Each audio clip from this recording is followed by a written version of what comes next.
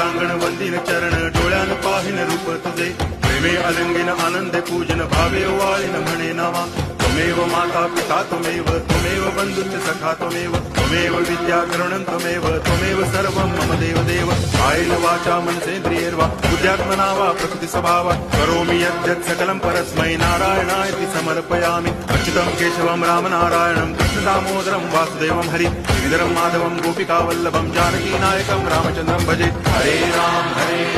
Ram Ram Hare Hare Hare Krishna